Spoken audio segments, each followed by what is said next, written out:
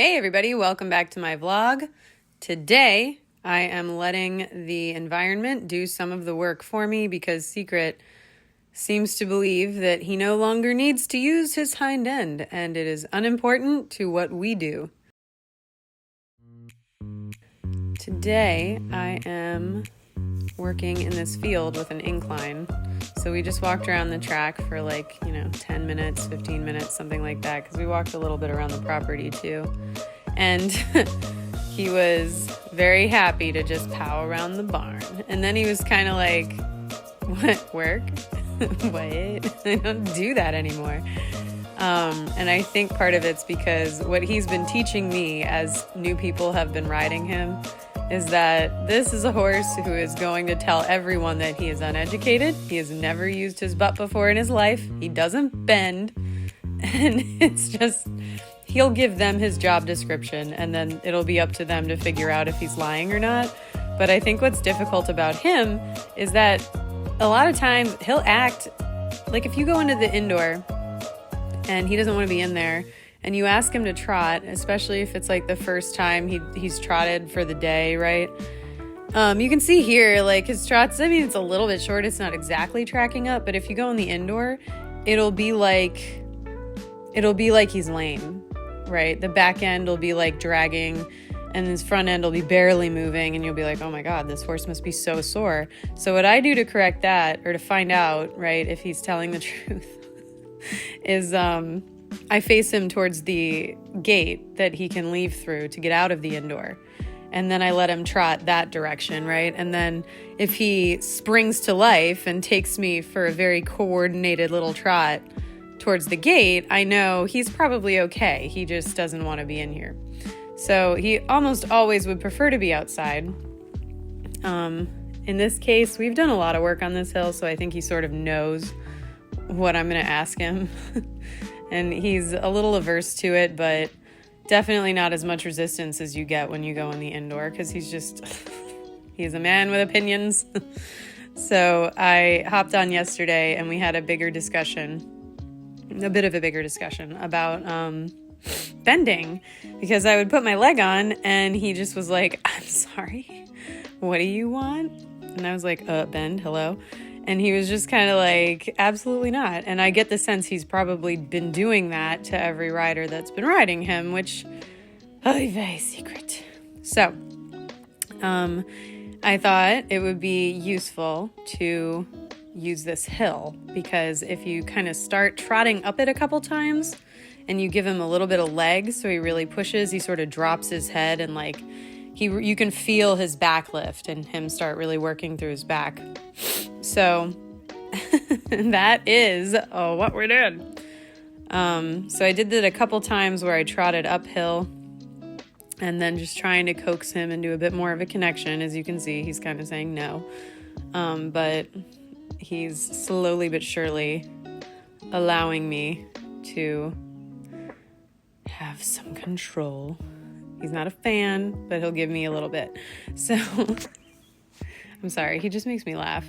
And also, I'm pregnant right now, so that's why I have other people riding him in the first place, because I know he likes to jump and I know he likes to do dressage. So I thought it would be good to get a couple other people who wanted to do it, and then, I can just focus on doing other stuff. I didn't know I'd be feeling this good, or that I was going to be allowed to ride, because we weren't sure if this pregnancy would be high risk or not. So yeah. So I had a couple other people riding him, and this is what I've been learning about him, is he's just, everyone who gets on him, he'll be like, I'm sorry, I don't know how to do anything. No one's taught me anything, and I'm just a little broken pony. So he just makes me laugh. He's just a funny little horse. Very smart. Very, very smart. But as you can see, as you get into the ride, it's been about 4.5 minutes of me, and this is after, a 10-minute walk around the track. And you can already see he's moving a lot better. His walk opened up a lot in his back and his neck. And now I'm starting to coax him at the trot into kind of rocking back onto his hind end. So a good way to do that is to trot him kind of down the incline and encourage him to slow down as he goes down, and you can feel him kind of shift all his weight back because he has to. And so you can see his like neck start to relax through here, and he kind of gives it the pull. And this is a new one on me as a rider with this horse. I haven't really ridden a horse who is so capable of stiffening through his poll and then stiffening through his back and kind of disconnecting your seat. So that was a big learning lesson for me, was that if you don't have him you don't need him overbent, but just like giving a little bit at the poll, then you end up, I think he gets tight in his neck, and then to protect himself, he sticks his nose out and kind of stiffens everything. So it's important to do this in like short spurts and give him breaks. But when you're trying to get a horse like more supple, I think for him, this is a big piece of it, is getting his neck nice and loose, because that's the first place that he puts tension. And you can see like now he's like a little more inclined to stretch, but if you notice, he wants to leave the field. So I'll be like, hey man, stretch out. And he'll just stick his nose out and then immediately turn the direction of the gate. So he's kind of a little stinker. I mean, I love him, but this is who we are. He's made me a much better rider on the whole. I can definitely say he's like forced me to ride a little bit more militantly. So not necessarily, aggressively, but just like having clear boundaries, right? And I used to be a little bit more of a softer rider, where I would ask very lightly, and if the horse didn't do it, okay. And if he gave me just a little bit, then that's okay. And I'd totally drop him. And with this horse, I think it has kind of made me become just a more consistent rider. Like I just have to pay attention, right, to, okay, my legs are asking this, so he's giving me this. And like I'm setting my boundaries. And he'll make you very aware when your boundaries aren't fair, right? Because he'll start getting really genuinely frustrated, which is sort of a different secret. And, getting to know him and learn him, when you can tell he's getting truly frustrated, that means there's a question that he doesn't understand. So it's given me, just riding this horse has given me such an insight into, probably he's just kind of like the loud guy that'll explain psychology to you instead of making you like figure him out, right? He's like not stoic at all. He's always talking. So I don't know if that made a ton of sense, but basically I think Secret has been really, really good for me as a rider. He's just helped me advance so much, especially in just not like maybe kind of my position and everything, but all just from the hours in the saddle, but definitely in the way that I think about training. Because probably you're always training or untraining a horse, but I think before, when I rode horses, I was always I wasn't thinking about training them for anything specifically or teaching them a specific skill or keeping consistency in the way that I ask a certain thing. You're just I don't know, it was a bit more of a passenger. So yeah, Secret's a good boy. He'll teach you all the things.